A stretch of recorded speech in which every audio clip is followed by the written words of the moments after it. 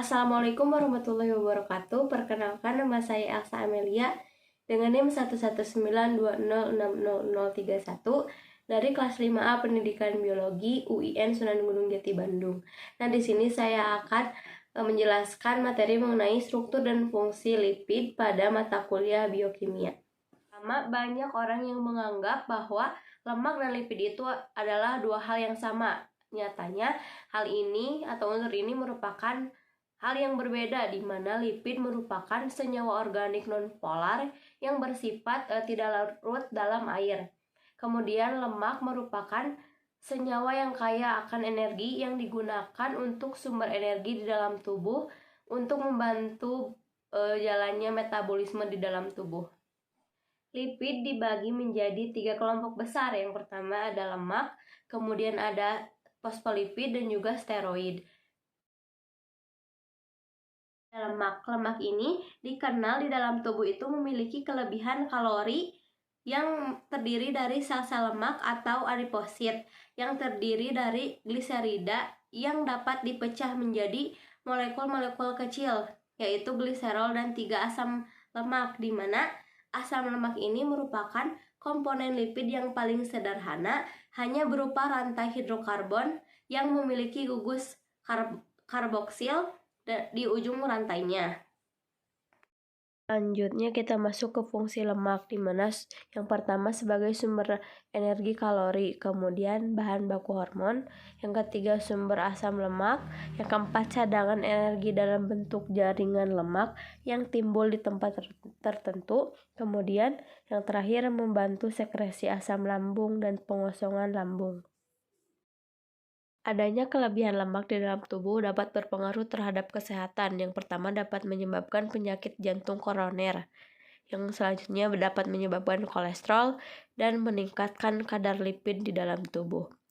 Sehingga kebutuhan lemak di dalam tubuh itu harus diatur sebanyak 15-30% untuk memenuhi kebutuhan kalorinya.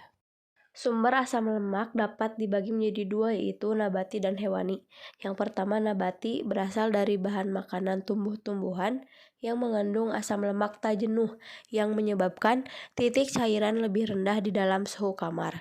Kemudian yang kedua ada hewani, yaitu berasal dari hewan seperti ikan, kemudian ada susu dan juga telur.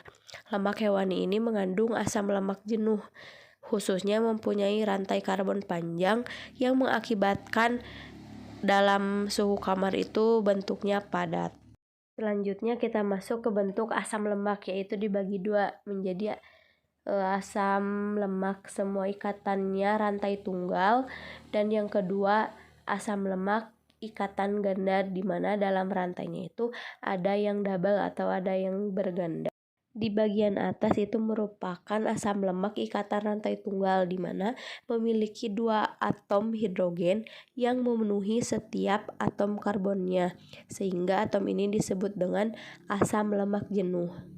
Yang kedua merupakan asam lemak ikatan rantai ganda, di mana ada atom hidrogen yang hilang pada beberapa atom karbonnya, sehingga terbentuklah rantai ganda yang disebut juga dengan asam lemak tak jenuh. Asam lemak tak jenuh ini memiliki 2 variasi bentuk, yaitu yang pertama ada bentuk trans dan juga bentuk cis. Pada asam lemak tak jenuh bentuk trans, hidrogen pada ikatan rantai gandanya berada pada sisi yang berlawanan, sehingga bentuknya tetap lurus. Berbeda dengan asam lemak tak jenuh pada bentuk cis, di mana gandanya berada pada sisi yang sama sehingga bentuknya akan membengkok. Sehingga dapat disimpulkan bahwa asam lemak ini terdapat 3 bentuk. Yang pertama asam lemak jenuh atau lemak jahat, kemudian asam lemak tak jenuh bentuk trans atau lemak sangat jahat, dan terakhir asam lemak tak jenuh bentuk cis, di mana merupakan lemak yang baik. Ini merupakan salah satu contoh penamaan asam lemak pada asam oleat, di mana 18 merupakan atom C, kemudian 1 merupakan jumlah ikatan ganda, omega merupakan letak rantai ganda pertama, dan 9 merupakan penomoran terdapatnya rantai ganda. Yang kedua ada fosfolipid, di mana fosfolipid ini memiliki bentuk yang sama dengan trigliserida. Kemudian fosfolipid ini terdiri dari gliserol dan juga 2 asam lemak ditambah dengan gugus fosfat. Dibagi menjadi 2 bagian, yaitu bagian kepala dan juga bagian ekor. Bentuk fosfolipid ini yang pertama ada bagian kepala bersifat hidrofilik yang suka mendekati molekul air. Kemudian bagian kedua bagian ekor yaitu bersifat hidrofobik yaitu menjauhi molekul air.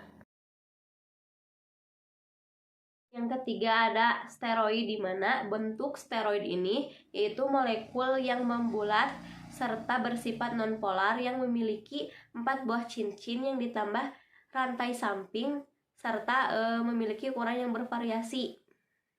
Ini merupakan struktur bentuk molekul steroid yang membulat yang bersifat nonpolar yang memiliki 4 buah cincin yang ditambah dengan rantai di sampingnya. Salah satu contoh steroid yang paling banyak ditemukan di dalam tubuh adalah kolesterol yang paling dasar dan dapat diubah menjadi steroid lain di dalam tubuh seperti berbagai hormon kelamin dan juga garam empedu.